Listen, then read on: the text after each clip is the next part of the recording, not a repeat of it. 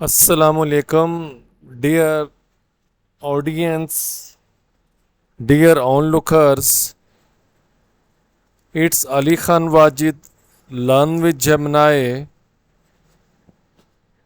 with a new, very informative lecture, specially on communicative language.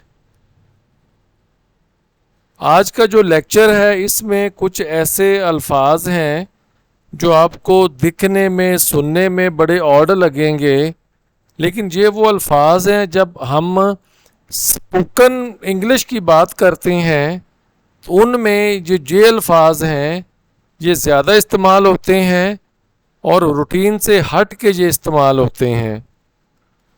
सो मैंने सोचा कि अभी एक आपकी वोकैबुलरी बढ़ाने के लिए भी कोशिश की जाए, और स्पेशली आप में से वो जिनको स्पोकन इंग्लिश का बड़ा शौक़ है उनको कुछ ऐसी वोकैबुलरी मिल जाए जो स्पेशली इसी एरिया के लिए है। सो आपकी स्लाइड पे आपका जो पहला वर्ड है जिबर जैबर, हम इसको उर्दू में बुड़बड़ाना कहते हैं। अब इसका मतलब क्या है? It is meant to be swift. Swift कहते हैं तेज को, क्विक को। अब ये क्विक या स्विफ्ट किस हवाले से है? ये आपके बोलने के हवाले से है। ऐसा बंदा जो कि बड़ा तेज तेज बोलता हो। अब तेज तेज बोलता कैसे हो? नेक्स्ट आपका वर्ड है इनकम्प्रीहेंसिबल, यानी कि वो इस तरह के अल्फाज लहजे में बात करे, ज़बान में बात करे, नॉट क्लियरली अंडरस्टूड और एक्सप्रेस्ड और इलॉजिकल स्पीकर। मतलब क्या है? जो बोलने वाला है वो ऐसे अल्फाज इस्तेमाल करे कि उसके लफ्ज़ों की समझ ना आए। It might be taken in term of ऐसा बंदा जिसकी ज़बान तोतली हो, ये ऐसा बंदा भी हो सकता है। या बंदा ऐसा भी हो सकता है जो कि ऐसी बात करे जो कि इलॉजिकल हो, जो कि विदाउट एनी स्ट्रॉन्ग आर्गूमेंट्स हो, ये उसे भी कहते हैं। अब नेक्स्ट डिटेल क्या है? It is often used to describe someone talking aimlessly और बेबलिंग। मतलब क्या? जैसे बंदा को बुड़बुड़ाता नहीं है, वो वैसे बोलता हो और बिला मकसद बोलता हो। And for that certain purpose we just use the word jibber Jabber.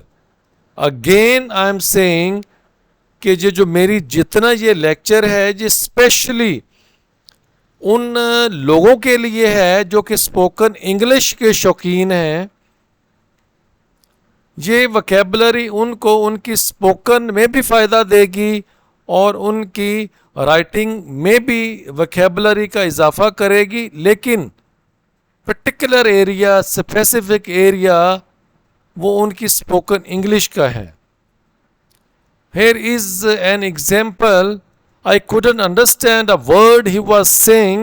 It was all jibber jabber. कह रहे उस बंदे ने जो बात भी की है मुझे उसकी किसी एक बात की भी समझ नहीं आई, क्योंकि वो सब बुड़बड़ाना था। होप सो कि जिस तरह मैंने आपको तफसील से समझाने की कोशिश की है, समहाउ आपको कुछ ना कुछ समझ ज़रूर आ गई होगी। Dear audience, it's your second slide and the second word that is Jabberwocky. इसे उर्दू में हम कहते हैं बेमायनी ज़ुबान, Jabberwocky.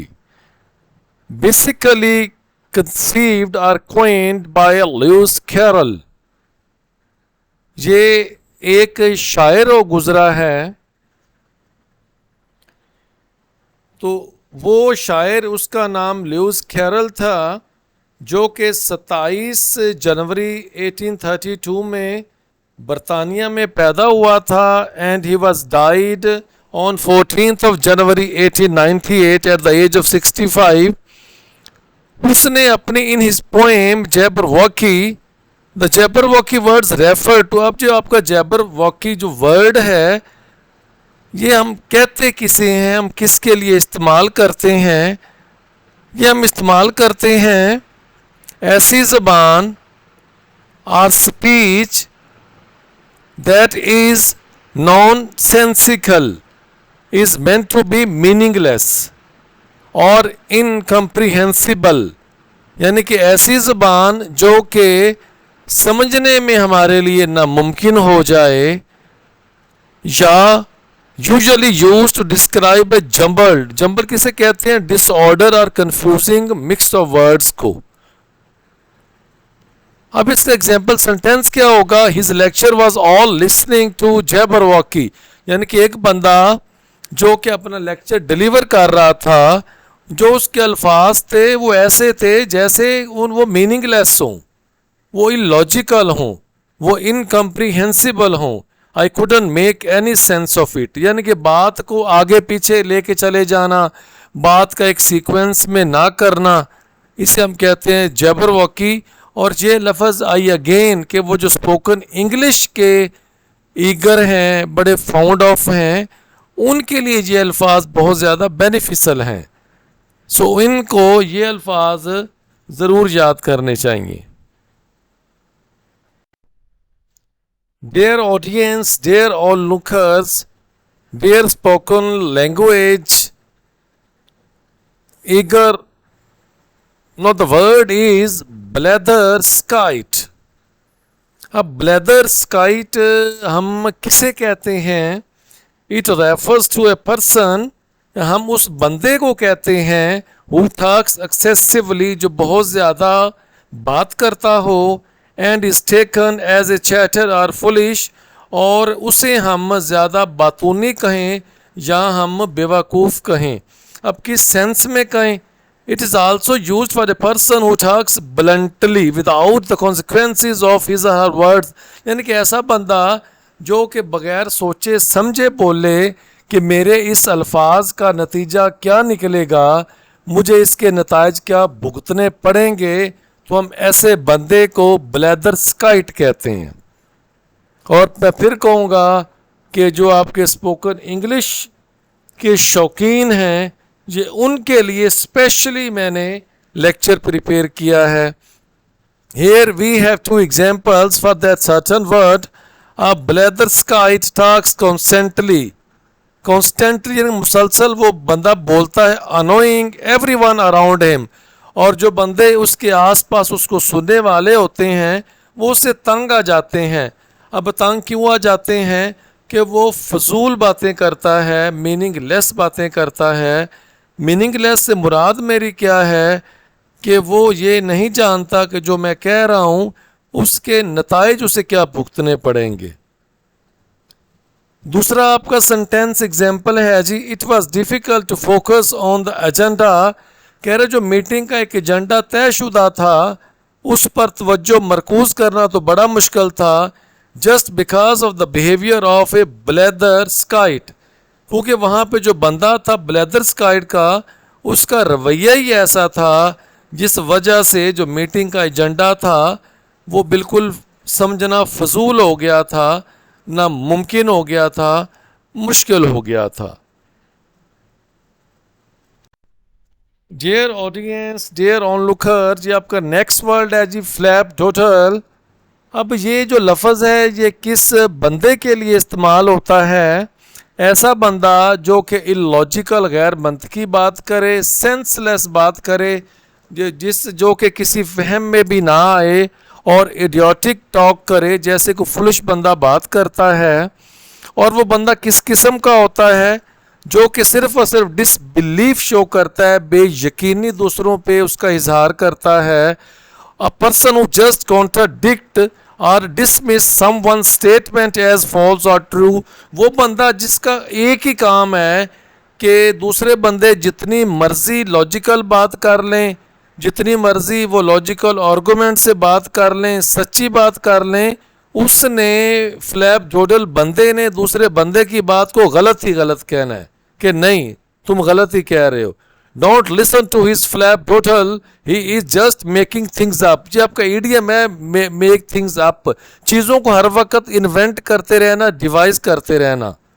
तो इसका मतलब ये हो गया फ्लैप डोडल का कि ऐसा बंदा जो दूसरों में हमेशा नक्स निकालता रहे, गलतियां निकालता रहे और ख़ुद उसकी बातें इलॉजिकल हों और वो बेवकूफ़ी वाली हों। अब एक और आपका वर्ड है जी आपकी स्पेशली स्पोकन के लिए, ब्लोविएट।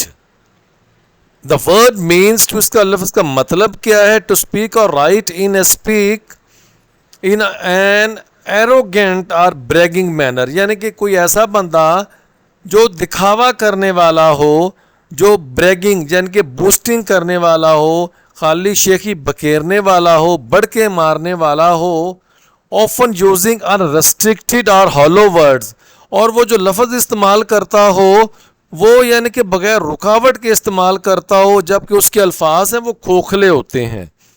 The certain word is use to describe, ये ख़ास लफ्ज़ इस चीज़ को बयान करने के लिए इस्तेमाल होता है। हु टॉक्स एंडलेसली, जो बंदा बोलता ही जाता है, विदाउट सेइंग एनीथिंग सिग्निफिकेंट और मीनिंगफुल, और उसकी जो बात होगी वो कोई नुमाया नहीं होगी, वो कोई बामायनी बात नहीं होगी।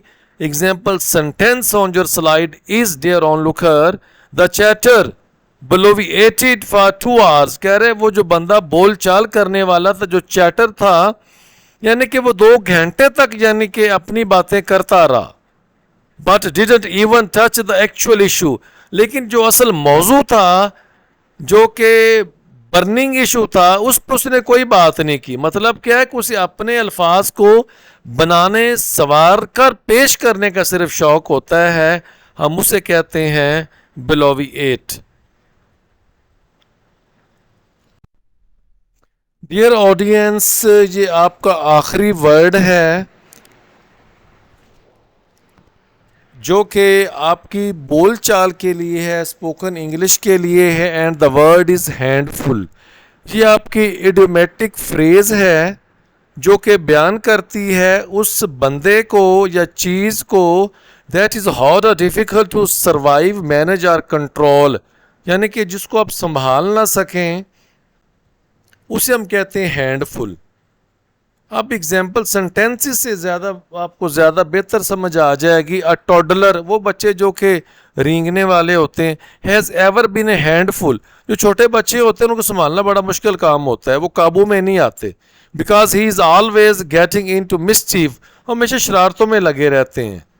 दूसरा सेंटेंस है जी, a new project is always a handful. देखिए आप जब कोई भी नया काम शुरू करते हैं तो वो बड़ा मुश्किल हो जाता है। मुश्किल क्यों हो जाता है? It requires a lot of coordination and attention, क्योंकि एक तो एक दूसरे के साथ कोऑर्डिनेट ज़्यादा रिक्वायर्ड होता है, दूसरा जितने काम करने वाले हैं उस पर आपकी काम पे तवज्जो भी बहुत ज़्यादा देना पड़ती है। होप्स हो कि ये 6 वर्ड मैंने आपको आज अपने लेक्चर में बताए, समझाने की कोशिश की, और इनका जो ज़्यादा से ज़्यादा इस्तेमाल वो स्पोकन इंग्लिश में है। आम में से मैं अगेन कहता हूँ, जिनको स्पोकन इंग्लिश का शौक़ है उसमें वोकैबुलरी बहुत ज़्यादा मैटर करती है। देखें आपकी प्रोज की वोकैबुलरी, आपकी पोएम की वोकैबुलरी और आपकी स्पोकन इंग्लिश की वोकैबुलरी में बहुत ज़्यादा फ़र्क है। ये स्पेशली उनके लिए है जो कि स्पोकन इंग्लिश में वो बड़े शौकीन है। अब कुछ दिन तक मेरे जहन में है कि मैं इसी तरह स्पोकन इंग्लिश के अल्फाज with examples, with its detail कुछ लेक्चर्स अपलोड करता जाऊं। उम्मीद है कि रोज़ का एक करता जाऊं। जी, जब आपके राउंड अबाउट 100-200 वर्ड्स हो जाएं, जो कि होप्स हो 20-30 स्लाइड्स में हो जाएंगे, फिर किसी और प्रोजेक्ट पे इंशाल्लाह काम करेंगे। अब कोशिश ये है कि एक वोकैबुलरी उनको दी जाए जो स्पोकन इंग्लिश में जिनका इंटरेस्ट बहुत ज़्यादा है। सो thanks you very much for your very precious time, और रिमाइंडर कॉल ज़रूर मैं कर रहा हूँ, और बहुत शुक्रिया उन सब का जो कि यानी कि अभी जिन बच्चों ने मेरे लेक्चर्स लिए हैं, मेरे फर्स्ट ईयर सेकंड ईयर के गेस्ट के, मैं नहीं जानता वो कहाँ कहाँ के थे, लेकिन अल्हम्दुलिल्लाह आज उनके मुझे टेक्स्ट आए, वो मैसेजेस आए, और मैं अल्लाह का मैं बड़ा शुक्रगुजार हूँ मुझे आज उन्होंने खुद बताया, सर जी हम तो सरगोदा के थे, फैसलाबाद के थे, लाहौर के थे, मुल्तान के थे, हम डीजी खान के थे। तो उन्होंने कहा जी आप ही का सिर्फ हमने गैस याद, हालांकि मैंने नहीं कहा था सर मेरा गैस याद करें, मैंने कहा था गो थ्रू पूरे सिलेबस में हो जाएं। लेकिन अल्हम्दुलिल्लाह अल्लाह ताला का बड़ा शुक्र है कि उन्हीं के अल्फाज के सर जी किसी के बोर्ड में 80% मेरा थोड़ा सा दिया गैस आया, किसी के 85% आया, किसी का 88% मेरे गैस में से आया, हालांकि मैंने बहुत थोड़ा थोड़ा गैस दिया था। और मैंने यही कहा था कि मेरा चैनल सब्सक्राइब कर लें ताकि मेरा जो लेक्चर भी अपलोड हो आप देख लें, अगर आपको पसंद आ जाए सुन लें, ना पसंद आए तो ना सुने। तो यानी कि just with in 14 days subscribe करने वालों की जो तादाद थी वो मोर देन वो 400 to 500 हो गई थी। तो जाहिर सी बात है उनको मेरी कुछ चीज़ पसंद आई, और मेरी क्या चीज़ है, यही जो चीज़ें मैं अपलोड कर रहा हूँ जो कि एजुकेशन से मुतल्लक हैं, इंफॉर्मेशन है सारी की सारी। सो यही रिमाइंडर कॉल है कि सब्सक्राइब एक बार कर लें। अगर आपको पसंद आ जाए मेरे लेक्चर्स, आपको लगे कि आपके लिए ये बेनिफिशियल हैं, फिर आप इनसे फ़ायदा उठाएं और मेरे हक़ में दुआ करते रहें। So thanks you very much, take your time and अल्लाह हाफिज़।